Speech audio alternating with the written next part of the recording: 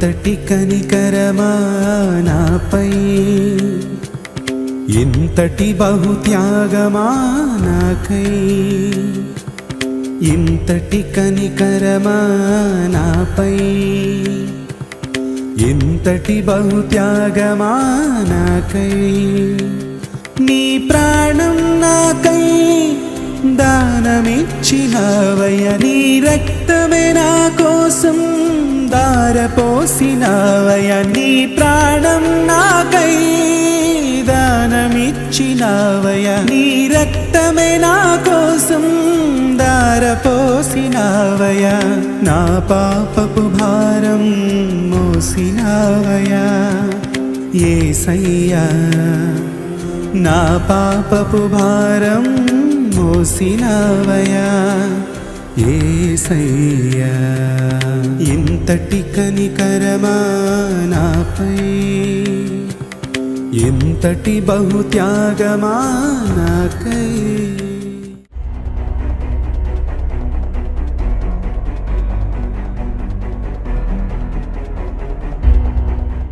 మానవాళికి నిత్యజీవం కొదువ. మనుషులందరూ పాపం చేసి దేవుడు అనుగ్రహించి మహిమను పొందలేకపోతున్నారు. మహిమ కొదువైపోయింది, నిత్యజీవం కొదువైంది, ఆత్మకు శాంతి కొదువైందండి. ఇప్పుడు ఆ కొదువును తీర్చుకోవాలనంటే మనిషికి పాప క్షమాపణ కావాలి. ఈ కొదువు ఏర్పడటానికి గల కారణం ఏంటి? అందులోనే అంటాడు రోమాపత్రికలో ఆ 3వ అధ్యాయంలో ఒక మంచి మాట గుర్తు చేస్తూ అంటాడు, ఏ భేదమును లేదు, మనుషులందరూ పాపం చేసి మహిమను పొందలేకపోతున్నారని.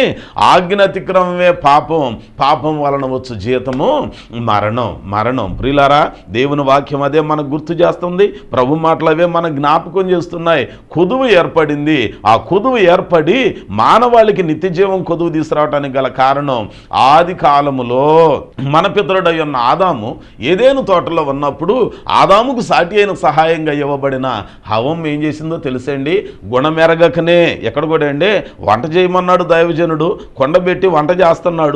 వంట చేస్తూ చేస్తూ ఉండగా ఒకడు పనివాడు వెళ్ళిపోయి వెర్రి ద్రాక్ష చెట్టును చూచి, ఈ రాసుల 2వ గ్రంథం 4వ అధ్యాయం 39వ వచనంలో అంటాడు, పొలములోనికి పోయి వెర్రి ద్రాక్ష చెట్టును చూచి దాని గుణమెరుగుకనే దాని తీగలు తెంపి ఒడి నిండా కోసుకొని వచ్చి వాటిని తరిగి కూరకొండలో వేశాడు.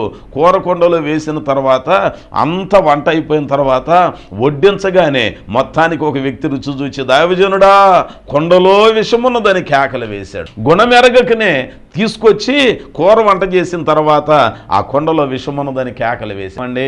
ఆది కాండంలో ఆదాము అవ్వలండి, అవ్వమ్మ కూడా వెళ్ళిపోయి ఆ తోటలో సంచారం చేస్తూ గుణమెరగకనే సర్పముతో, దాని గుణమెరగకనే, దాని ఆంతర్యం ఎరగకనే సర్పముతో మాట కలిపింది, మాటలాడింది, సహవాసం చేసింది. దైవ జనాంగమా, జాగ్రత్త జాగ్రత్త. మంచిగా సంఘంలో ఉంటూ సహవాసంలో ఉంటూ గుణమెరగకనే వేరే వేరే వాళ్ళతో సహవాసాన్ని చేసి పతనానికి తెచ్చుకుంటున్నావేమో, గుణం ఎరగకనే కాని స్థలాలకు వెళుతున్నావేమో, గుణం ఎరగకనే పై పై మెరుగులు చూచి పోకూడని స్థలాలకు పోయి భయంకరమైన ఆపదలకు లోనవుతున్నావేమో. జాగ్రత్త. నీ బ్రతుకనే కొండ, నీ కుటుంబం అనే కొండ, నీ జీవితం అనే కొండ, నీ వ్యాపారం అనే కొండ, నీ పరిశుద్ధత అనే కొండ విషానికి తావయ్యేదిగా అయిపోద్ది. వినండి, దయచేసి గుణం ఎరగక ఏ పని చేయొద్దు.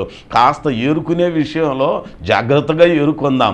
పొలానికి వెళుతున్నావుగా, పని మానుకుంటున్నావా, ఎండకెండుతున్నావా, ప్రయాసపడుతున్నావా, ఏరుకుంటున్నావే, తిరుగుతున్నావే, తిరిగేటప్పుడు ఏదో ఒకటి దొరికిందిలని ఎడాపెడా ఏరుకోమాక యోగ్యమైనవి ఏరుకోవాలి, శ్రేష్టమైనవి ఏరుకోవాలి, గుణం కలిగిన వాటిని ఏరుకోవాలి, గుణహీనమైన వాటిని ఏరుకోవద్దండి. నువ్వు వెళ్ళే స్థలాలలో యోగ్యమైన దేవుని వాక్యం చోటు ఉందో లేదో పరిశీలన చేసుకో. పరిశుద్ధ గ్రంథంలో ఉన్న యేసునకు ప్రాధాన్యతనిస్తున్నారో లేదో చూసుకో. మనుషులను తమ్మును తాము కనపరుచుకుంటున్నారా, లేకపోతే మనుషులు తమ్మును తాము మురుగుపరుచుకొని ప్రాణం పెట్టిన యేసుని, నజరేయుడైన యేసుని, పునరుద్ధానుడైన యేసుని అలాగను చూపిస్తున్నారో లేదో చూసుకోండి. ఆ యేసును చూపించే వాళ్ళు గుణమెరిగిన పరిస్థితులు కలిగిన అనుభవాలు ఉంటాయి. ఇక్కడ కూడా చూస్తున్నాం, గుణమెరగకనే సర్పంతో మాట కలిపింది, ఆ పండ్లు తీసుకున్నది, తిన్నది, తీసుకొచ్చి తన భర్తకి ఇచ్చింది. ఆ తత్ఫలితంగా ఈ లోకం అనే పెద్ద కొండలోనికి పాపం అనే విషయం ప్రవేశించింది. ఆ పాపం ద్వారా మానవాళి యొక్క ఆత్మలకు నిత్య నరకం అనేది భయంకరమైన జీతంగా ప్రాప్తించింది. ప్రియులారా, నీ జీవితంలో నీ బ్రతుకులో ఈ లోకం అనే కొండలోనికి అవ్వమ్మ ఆదాముల కాలంలో గుణమెరుగుకునే సర్పముతో మాట కలిపి అపవాదితో మాట కలిపి ఆ భయంకరమైన విషయాన్ని లోకం అనే కొండలోనికి తెచ్చిపెట్టింది. అయితే ఆ కొండలో ఉన్న విషయం విరిగిపోవటానికి ఇక్కడ దైవజనుడు ఒక మాట చెప్తున్నాడు. ఇప్పుడు కొండలో ఉన్న కూర అంతా మనం పడబోయలేం కదా, ఎంత ప్రయాసపడ్డావు, ఎంత కష్టపడ్డావు కదా, ఎందుకు నీకు అంత బాధ అని చెప్పి ఆయన అంటున్నాడు, కొండలో విషం ఉన్నదని కేకలు వేశాడు. 41వ వచనంలోనికి వచ్చేసరికి అంటున్నాడు, పిండి కొంత తెమ్మనను వారు తేగ కొండలో దానిని వేసి భోజనానికి వడ్డించమనగా విషం విరిగిపోయింది. ప్రియులారా, లోకం అనే కొండలోనికి పాపం అనే విషం ప్రవేశించింది. అవ్వమ్మ ఆదాముల ద్వారా అపవాది యొక్క గుణం ఎరగక, దాని తంత్రములు ఎరగక మొత్తానికి పాపాన్ని తీసుకొచ్చి పెట్టారు. లోకంలో పాపం అనే విషం ఈ లోకపు కొండలోనికి ప్రవేశించి మానవాళి యొక్క ఆత్మలను నిత్య నరకానికి తీసుకొని వెళుతున్నాయి. ప్రియులారా, అలాగునున్న పరిస్థితులలో దైవజనుడై ఉన్న ఎలీషా కన్నా శ్రేష్టమైన మన ప్రభు అయిన యేసుక్రీస్తు వారు ఈ లోకంలోనికి రక్తమాంసములతో సశరీరునిగా పరిశుద్ధునిగా వచ్చాడు. ఆయన మాట్లాడుతూ అంటాడు, పరలోకము నుండి దిగి వచ్చిన జీవాహారపు రొట్టెను నేనే. ఆ జీవాహారం, ఆ రొట్టె పిండి ముద్ద లాంటిదండి. ఆ పిండి ముద్దనండి వేడివేడి కూర కొండలో వేస్తే కలిసిపోద్ది, మాయమైపోద్ది. ఆ కొండలో వేయబడిన ఆ క్రొత్త పిండి ముద్ద అండి, దాని రూపు మారిపోయింది. ఎక్కడ ముద్ద కనపట్టలేదు, దాని యొక్క రూపం కనపట్టలేదు, దానికి ఉన్న రంగు కనపట్టలేదు. ఎప్పుడైతే ఆ కూర కొండలో వేసి కలిగి పెట్టారో దాని రూపు పోయింది, దాని రంగు కనపట్ల.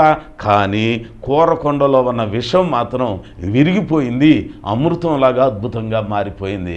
ఓ మన ప్రభు అయిన యేసుక్రీస్తు వారు 2019 సంవత్సరాల క్రితం లోకం అనే కొండలో ఉన్న పాపం అనే దానిని విరిచివేయటానికి, నిన్ను నన్ను బాగు చేయటానికి, మన మరణాన్ని జీవంగా మార్చటానికి, మనకొచ్చే నిత్య నరక పగ్గిని గుండము నుంచి విడిపించి నిత్య జీవానికి వారసులనుగా చేయటానికి నీ కొరకు నా కొరకు ఆయన 33.5 సంవత్సరాల వయసులో యవ్వన ప్రాయములో సిలువలో తన ప్రాణాన్ని అర్పించడానికి సిద్ధమయ్యాడండి. ఆయనను గూర్చి యెషయా భక్తుడు జ్ఞాపకం చేస్తూ అంటాడు 53వ అధ్యాయములో 2వ వచనములో, లేత మొక్కవలను ఎండిన భూమిలో మొలిచిన మొక్కవలను ఆయన ఎదుట అతడు పెరిగెను, అతనికి స్వరూపమైనను సొగసైనను లేదు, మనమతనిని చూచి అపేక్షించున్నట్లుగా కోరుకునేటట్లుగా అతని యందు స్వరూపము లేదు. అతడు తృణీకరించబడిన వాడాయను, మనుషుల వలన విసర్జింపబడిన వాడాయను, వ్యసనాక్రాంతుడుగాను వ్యాధిని అనుభవించిన వాడిగాను మనుషులు చూడనొల్లని వానిగాను అతడు ఉండెను. చూశారా, దేవుని వాక్యం జ్ఞాపకం చేస్తుంది. యవ్వన కాలములో పడుచువానిగా బహుబలము కలిగిన యవనస్తుడు 33.5 సంవత్సరాల ప్రాయం కలిగిన ఆయన నీకోసం నా కోసం మోయలేక తడబడు అడుగుల చేత యెరూషలేము నడివీధులలో గొల్గతా కొండపైకి ఆ భారమైన సిలువను మోయిచు నడిచాడండి. అంతేకాదు 1 కొరడా దెబ్బలు తిన్నాడు, మోమును ఉమ్మి వేయబడ్డాడు, పిడిగుద్దులు గుద్దబడ్డాడు, అవమానించబడ్డాడు. అతని గడ్డమును పెరికి నువ్వు ప్రవక్తవు కదా ప్రవచించు అని అన్నారు. తన రూపం మారిపోయింది, సొగసు కోల్పోయాడు, బలహీనునిగా మారిపోయాడు. మోయలేని సిలువని తడబడు అడుగుల చేత మోయిచు ఆ భయంకరమైన గొల్గొతా కొండపైన ఒక అడ్డు కొయ్యకి నిలువ కొయ్యకి ఆయనను అలాగును ఉంచి కాళ్ళల్లో చేతి మణికట్టుల్లో శీలలు కొట్టి ఒక పడుచువాని దేహం ఆ నెట్ట నిలువుగా అడ్డు కొయ్య మీద నిలువు కొయ్య మీద వేలాడటానికి ఎంత లోతు గొయ్యి అవసరమో అంత గోతిని దించి ఆ గోతిలోనికి వేలాడదీయబడిన యేసును దించినప్పుడు పట్టమని మేకులు కొట్టిన ఆ నరాలు ఎంత పోటెక్కువ ఉంటాయి. దైవ జనాంగమా వినండి, ఎంత గొప్ప త్యాగం యేసు ప్రభు వారు ఎవరి కోసం ఎందుకు చేయాల్సి వచ్చింది అని అంటే, కొండలో ఉన్న విషం విరిగిపోవటానికి, కొండలో ఉన్న విషం అమృతంలాగా మారిపోవటానికి, కొండలో ఉన్న నిత్యజీవం కొదువైన అనుభవాలు క్షేమంగా మార్చబడటానికి యేసుక్రీస్తు ప్రభు వారు బలియాగంగా తనను తాను అర్పించుకున్నాడు. కేవలం నీ మార్పు కోసం, నా మార్పు కోసం యేసయ్య ఎంత గొప్ప త్యాగం చేశాడు, ఎంత గొప్ప కార్యాన్ని చేశాడు. దైవ జనాంగమా, ఈ రోజున మన జీవితాలు జీవితాలు ఎట్లాగని ఉంటున్నాయి, మన బ్రతుకులు ఎట్లాగని ఉంటున్నాయి. దేవుడు నీ కోసం ఇంత గొప్ప త్యాగం చేస్తే మనం దేవుని కోసం ఏం చేస్తూ ఉన్నాం? వెండి బంగారాలు ఈయన అవసరం లేదు, లేకపోతే ఇంకేదో ఈయన అవసరం లేదు. కానీ ప్రభు అంటున్నాడు, నా కుమారుడా నీ హృదయం నాకిమ్ము, నా కుమారుడా నీ హృదయం నాకిమ్ము. ఈ ప్రత్యేకమైన వసంత దినాలలో సిలువలో వేలాడుచున్న యేసుక్రీస్తు వారి యొక్క సిలువ త్యాగాన్ని జ్ఞాపకం చేసుకుందాం. ఒక భావం, లోకమనే కొండలో పాపమనే విషయం వచ్చింది. గుణమెరుగకనే అవ్వమ్మ ఆదాములు ఆ కార్యాన్ని చేసి పాపం ద్వారా మరణాన్ని తెచ్చిపెట్టారు. కానీ యేసుక్రీస్తు ప్రభువారు ఈ లోకంలోనికి జీవాహారపు రొట్టెలాగా వచ్చి, జీవాహారపు పిండి ముద్దలాగా వచ్చి, తన రూపాన్ని, తన సొగుసును కోల్పోయి సిలువలో తన రక్త ప్రోక్షణ ద్వారా, తన ప్రాణ త్యాగం ద్వారా, బలియాగం ద్వారా మనకు మోక్ష భాగ్యాన్ని అనుగ్రహించాడు, విషాన్ని విరిచివేశాడు. ఇంకొక భావం ఏంటో తెలుసా? మనుషుని యొక్క జీవితం కొండ. అందుకనే వాక్యంలో అంటాడు, మానవులమైన మా యొక్క జీవితాలు మీ ఎదుట ఓటి కొండ లాంటివి అని అంటాడు. అంతేకాదు మిక్కిలి బలహీనమైన ఘటాలు అని జ్ఞాపకం చేస్తూ ఉంటాడు. ఈ జీవితం అన్నదే 80 ఏళ్ళలో 90 ఏళ్ళలో ఉండే బ్రతుకు ఉందే, లేదా మీ సంతృప్తి కోసం 100 ఏళ్ళు అని అంటామే. ఈ బ్రతుకు కొండ లాంటిది. ఎప్పుడు పగిలిపోద్దో తెలియదు, ఎప్పుడు మాయమైపోద్దో మొక్కల చెక్కలైద్దో తెలియదు. ఈ కొండలోనికండి ఎరుగకనే, గుణం ఎరుగకనే విషం ప్రవేశిస్తుంది, బ్రతుకు పాడైపోతుంది. అందాక ఎందుకు? ఆ మధ్య నేను ఒక ఆయన్ని అడిగాను, అన్నా ఇదివరకు చాలా బాగుండేది మీ పరిస్థితి, ఏమైంది ఇప్పుడు ఇట్లాగ నవ్వుతున్నావు? ఇదివరకు చాలా ఆరోగ్యంగా ఉండేవాడివి, కుటుంబంలో నెమ్మది ఉండేది, సంతోషంగా ఉండేది, ఎప్పుడు చూసినా నువ్వు వీధుల్లో హుందాతనంగా కనపడేవాడివి, ఏంటి బట్టలు ఎలాగునైపోయినాయి, ఏంటి నీ అవతారం ఎలాగునైపోయింది, ఏంటన్నా ఎలాగునా మురికివానిగా మారిపోయావు ఏంటన్నా అని అంటున్నాడు. అయ్యా, ఒకప్పుడు నా భార్య ప్రార్థనకి వెళుతూ ఉంటే నేను ఆమెతో ప్రార్థనకి వెళ్ళేవాడిని, దేవుని మాటలు వినేవాడిని, నాకు బాగానే ఉండేది. అయితే కొద్ది రోజుల తర్వాత ఏమైంది అని అంటే, నా భార్యతో పాటు ప్రార్థనకి వెళ్ళేటప్పుడు నా స్నేహితులు ఏదో ఒకటి ఆఫర్ చేసేవాళ్ళు. ఫలానా స్థలంలో ఆదివారమే పెళ్ళి ఉంది, ఆదివారమే ఫంక్షన్ ఉంది, ఫలానా స్థలంలో ఈరోజు ఒక ప్రత్యేకమైన కార్యక్రమం ఉందని చెప్పి నా స్నేహితులు బలవంతంగా పిలిచేవాళ్ళు. నా భార్యని పిల్లలను విడిచిపెట్టి వాళ్ళనేమో మందిరానికి పంపించేవాడిని, నేనేమో వీళ్ళతో కలిసి విందులకి, వినోదాలకి, ఫంక్షన్లకి, పార్టీలకి వెళ్ళేవాడిని. కొద్ది కాలం బాగానే ఉన్నా, కానీ నా స్నేహితులతో పాటుగా ఏమవుతుందిలే అని చెప్పి భోజనానికి ముందుగా వాళ్ళు నా ముందు పెట్టిన మద్యపానీయం, దాని గుణం ఎరగకనే, దాని పర్యవసానం ఎట్లాగున ఉంటుందో ఎరగకనే కొంచెమేగా నేను తీసుకునేది. నేను ఒక హద్దుల్లో ఉంటా, ఇంతకు మించి మోతాదు ఏం పెంచను అని అనుకున్నాను. గుణం ఎరగకనే అలాగున ఆదివారాలు దేవుని సన్నిధికి దూరం అయ్యా, అలాగున ఆదివారాలు భార్యా పిల్లలతో ఆయన మందిరంలో గడపటానికి దూరం అయ్యా, ఆదివారాలు కుటుంబంతో ప్రశాంతంగా గడిపే పరిస్థితికి దూరం అయ్యా. చివరికి నా జీవితం సరదాగా అలవాటు చేసుకున్న ఈ మద్యపానీయం, సరదాగా అలవాటు చేసుకున్న ఈ కొద్దిపాటిదే, చిన్నదేలే ఏముందిలే అనుకున్నది నా బ్రతుకుని విషయంగా మార్చింది. బలహీనుణ్ణి అయిపోయా, దానికి బానిసనైపోయా. త్రాగకపోతే నా చేతులు వణిగిపోతాయి, త్రాగకపోతే నా కంటి చూపు తరిగిపోతుంది, త్రాగకపోతే నా బాడీలో, నా శరీరంలో ఉన్న అవయవాలన్నీ కదలికలు మొదలవుతున్నాయి, త్రాగకపోతే ఇప్పుడే చచ్చిపోతానేమో అనే బలహీనతకు వచ్చేసానయ్యా. ఎక్కడ పడిపోతానో తెలియదు, ఎక్కడ ఉంటానో తెలియదు, ఎక్కడ ఏమైపోతున్నానో నాకు తెలియదయ్యా. నేల మీద పడుకున్నానో, మంచం మీద పడుకున్నానో, పట్టు తివాచీల మీద పడుకున్నానో, బురదలో పడుకున్నానో నాకు తెలియని పరిస్థితులు అయిపోయినాయి అయ్యా. దానికి బలహీనం అయిపోయా. ఎందుకన్నా ఎలాగునైందనంటే, గుణం ఎరుగుకనే సరదాగానే అలవాటు చేసుకున్నా బురదలో కూరుకుపోయారా లేకపోయాను అంటున్నాడు. దైవజనాంగమా, ఈ రోజున దేవుని వాక్యం ఒక మంచి సందేశంగా మీకోసం ఒక మంచి మాటగా దేవుడు చెప్తున్నాడు. నీవన్నా బలహీనమైన పరిస్థితులలో ఇప్పుడైనా ప్రభు తట్టు తిరిగితే, ఇప్పుడైనా తిరిగి దేవుని దగ్గరికి వెళ్ళటానికి నువ్వు నిశ్చయించుకుంటే, ఇప్పుడైనా ఆయన సమక్షంలో ఉండటానికి ఇష్టపడితే, నీకు ఏ క్షేమమైతే కరువైందో ఆ క్షేమ స్థితిని దేవుడు మరలా నీకు ఇస్తాడు. దేవునికి స్తోత్రం.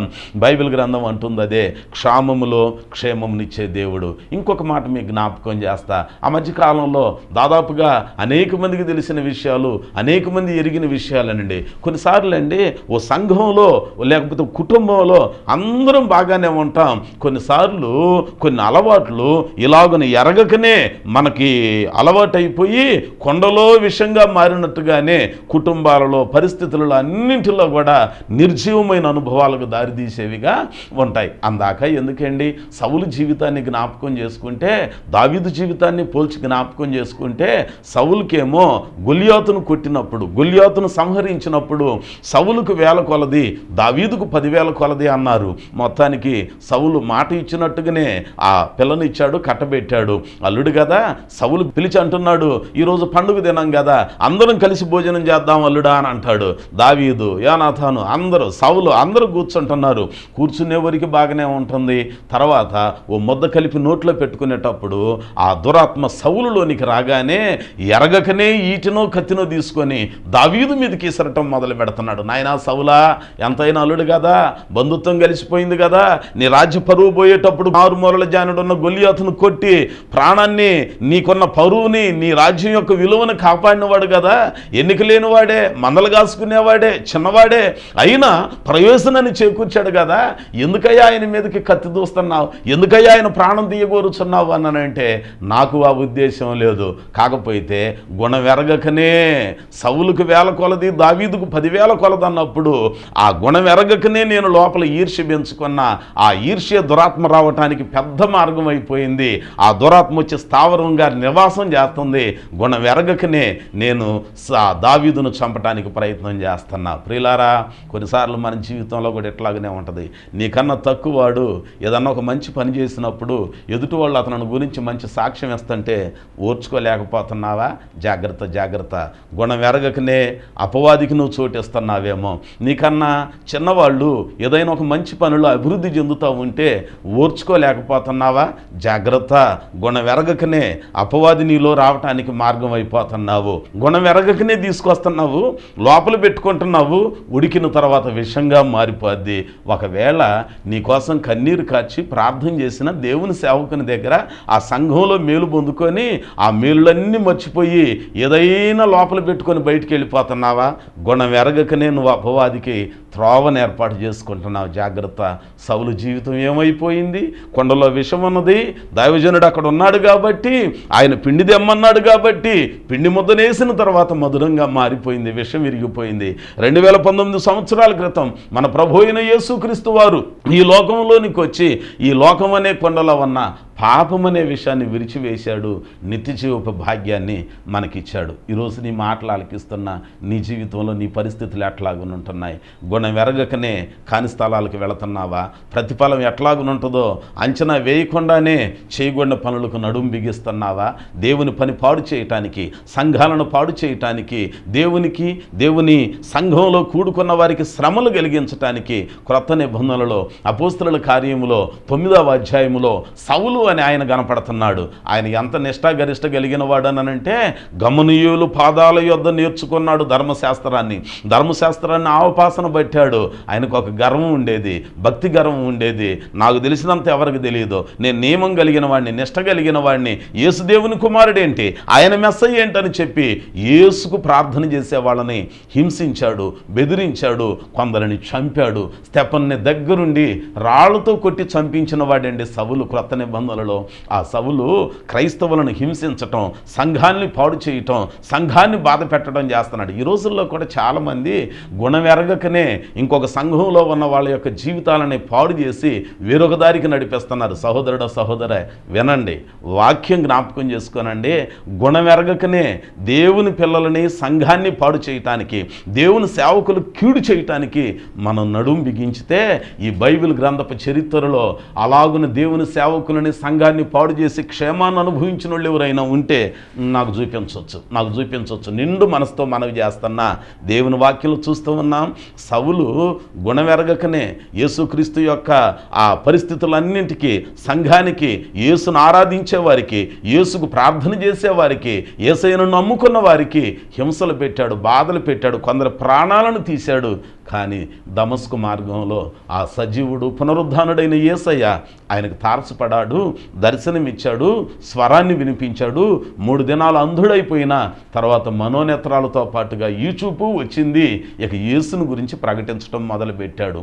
గుణవెరగక మనం కూడా ఎలాగని చేస్తున్నామేమో, మేం గొప్ప, నా పరిస్థితి గొప్ప, నన్ను మించిన పరిశుద్ధులు లేరు అని అనుకుంటున్నామేమో. జాగ్రత్త.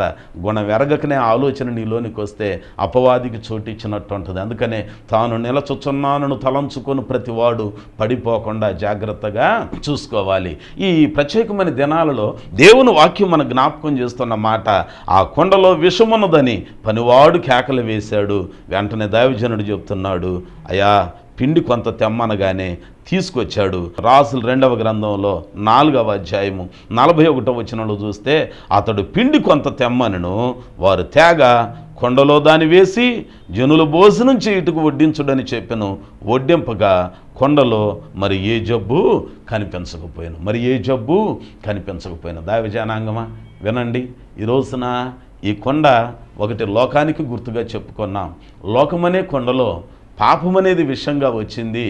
యేసుక్రీస్తు ప్రభువారు నిత్యజీవపు రొట్టిగా ముద్దగా సొగసు స్వరూపాన్ని కోల్పోయి సిలువలో తన ప్రాణాన్ని పెట్టి ఆయన మనకున్న కొదువును తీర్చాడు, నిత్య జీవాన్ని, పరలోక రాజ్యానికి భాగ్యాన్ని ఇచ్చాడు. అట్లాగనే రెండవది మనం చూస్తూ ఉన్నాం, ఈ బ్రతుకనే కొండలో, ఈ శరీరం అనే కొండలో ఏవైతే విషపూరితమైనవి ఉన్నాయో వాటిని అమృతంలాగా మధురమైనవిగా మార్చుకోవటానికి జీవం కలిగిన యేసుకు చోటిద్దాం, యేసయ్య మాటలకు చోటిద్దాం, బ్రతుకును మధురంగా మార్చుకుందాం. మారాను పోలిన అనుభవాలు మధురాతి మధురంగా మార్చుకుందాం. సౌలు భయంకరమైన ఇబ్బందికరమైన అనుభవాలే. దమస్కు మార్గంలో నిత్యజీవాధిపతి అయిన యేసుని మాటలకి చోటిచ్చాడు. ఆయన బ్రతుకు పౌలుగా తగ్గింపగలిగిన వానిగా, యేసు కొరకు ప్రాణాలను సైతం అర్పించడానికి వెనుకాడని తీర్మానం కలిగిన వానిగా మార్చింది. దైవజనాంగమా, ఈ రోజున నీ పరిస్థితి ఎట్లాగునుంటుంది, నీ జీవితం ఎట్లాగునుంటుంది, ఏ కరువులో నువ్వు ఉన్నావో నాకు తెలియదు, ఏ విధమైన కొరతలలో నువ్వు ఉన్నావో నాకు తెలియదు.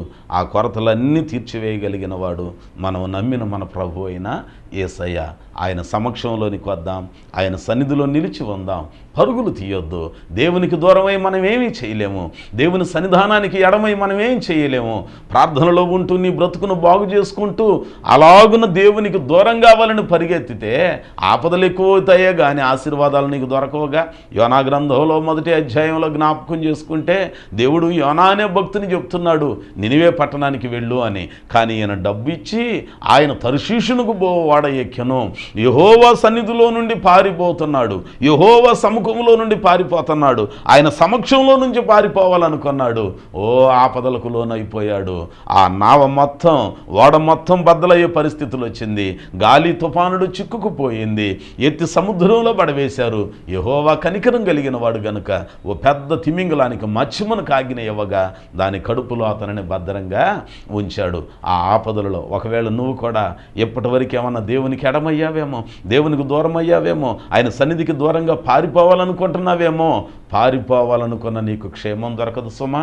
వాక్యంలో మనం చూస్తే లూకా సువార్త 10వ అధ్యాయంలో కూడా ఓ మనుషుడు యెరూషలేము నుంచి పరమ యెరూషలేము దాకా యాత్ర సాగించాలి కానీ అతడు ఎరికోకు దిగి వెళుచు దొంగల చేతికి చిక్కాడు, కొర ప్రాణాలతో విడవబడ్డాడు, వస్త్రాలు పోగొట్టుకున్నాడు, దేహమంతా రక్తసిక్తమైపోయింది, గాయాలమయం అయిపోయాడు. దిగి వెళ్ళాలనుకుంటే అలాంటి అనుభవాలు, దిగి వెళ్ళటం నా దేవునికి ఇష్టం లేదు. నేను ఆయన యొక్క పరమ యెరూషలేముకు యాత్రికులుగా ఎక్కి వెళ్ళేవారిగా, అంతకంతకు అభివృద్ధి పొందేవారిగా ఉండటం దేవుని అభిష్టమై ఉన్నది. ఈ రోజున దేవుని మాటలు మనకు జ్ఞాపకం చేస్తున్నాయి. ఆయన సమక్షంలో ఉందాం. సమక్షంలో ఉంటే క్షేమాలన్నీ క్షేమాలుగా మార్చబడతాయి. సమక్షంలో ఉన్న మనం ఎరుగకనే ఏమైనా చేస్తే ఆ కొండలో విషం ఉన్న అనుభవాలే. కానీ ఆయనకు తిరిగి మర్ర పెడితే, ఆయన ఎదుట కన్నీరు కారిస్తే, ఆయనను ప్రాధేయపడితే విషాన్ని విరిచివేస్తాడు, మేలుకరమైన దీవెనేస్తాడు. ఈ లోకమనే కొండలో మన ప్రభు అయిన యేసుక్రీస్తు వారు పిండి ముద్దలాగా కలిసిపోయి సొగసు స్వరూపాన్ని కోల్పోయి ఆయన తన యవ్వన కాలపు రక్తమంతా శిలువ పైన కార్చి నిన్ను నన్ను నిత్యజీవానికి వారసులంగా చేయటానికి, మనకున్న కొదువులన్నీ తీర్చివేయటానికి, తండ్రితో కూడా కూర్చుండే భాగ్యాన్ని ఇవ్వటానికి సొగసును కోల్పోయాడు, స్వరూపమును కోల్పోయాడు, మనుషులు ఎవ్వరూ చూడనొల్లని వానిగా మారిపోయాడు. ఈ వసంత దినాలలో, ఈ లెంట్ దినాలలో మాటలు ఆలకిస్తున్న మనం ఈ కొద్ది రోజులే యేసుక్రీస్తు వారి శిలువ త్యాగాన్ని జ్ఞాపకం చేసుకోవటం కాదు, ఈ శరీరంలో ఊపిరి ఉన్నంతవరకు, మనం సజీవులుగా ఉన్నంతవరకు యేసుని జ్ఞాపకం చేసుకుందాం. లోకయాత్రను ముగించాక జ్ఞాపకాలకు మూలమై ఉన్న యేసుని ముఖాముఖిగా చూచి ఆయనతో జీవితాన్ని గడుపుదాం. అట్టి గొప్ప కృపాభాగ్యాన్ని దేవుడి దినపు మాటల ద్వారా నీకు నాకు అనుగ్రహించి బలపరచునుగాక. ఆమేన్. ఈ దినాన విన్న వాక్యమును బట్టి ప్రభు సన్నిధిలో ఓ చిన్న ప్రార్థన చేసుకుందాం. దయచేసి అందరూ ప్రార్థనలో ఏకీభవించుదాం. నీకేది కొదువో నాకు తెలియదు. కొంతమంది మాటలు ఆలకిస్తున్న మీకు వ్యాపారాలలో లాభం కొదువైపోయింది.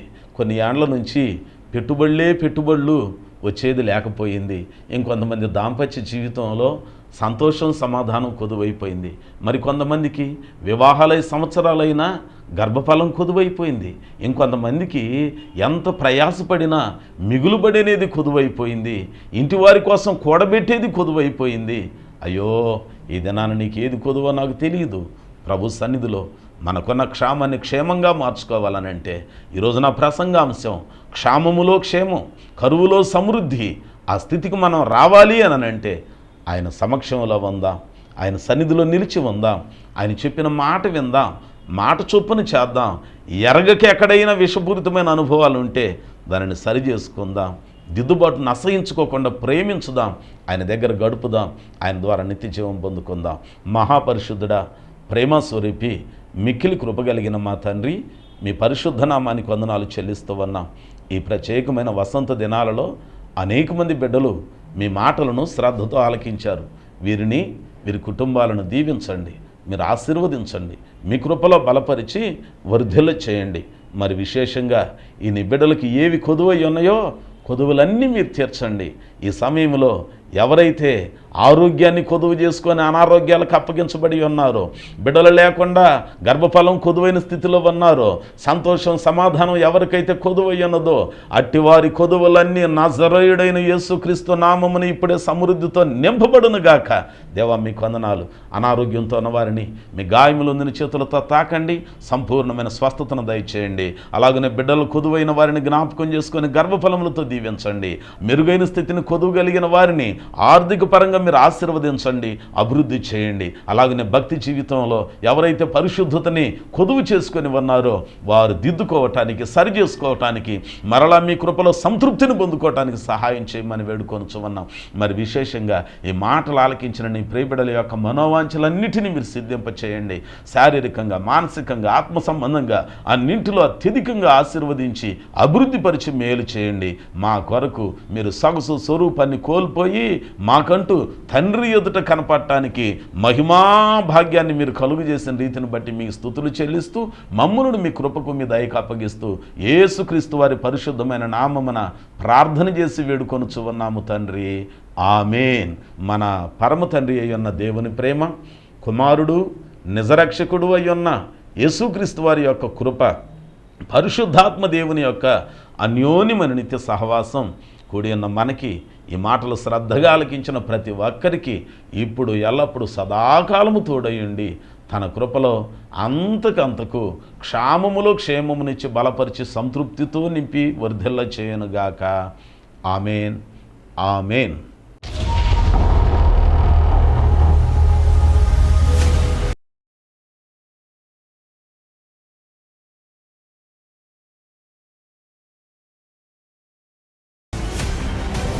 దేవుని కొరకు రోషం కలిగిన వారిగా ఉండాలి, రోషం కలిగిన సైనికులుగా ఉండాలి, రోషం కలిగిన ప్రార్థనా పరులుగా ఉండాలి, రోషం కలిగిన భక్తి పరులుగా మనము ఉండాలి.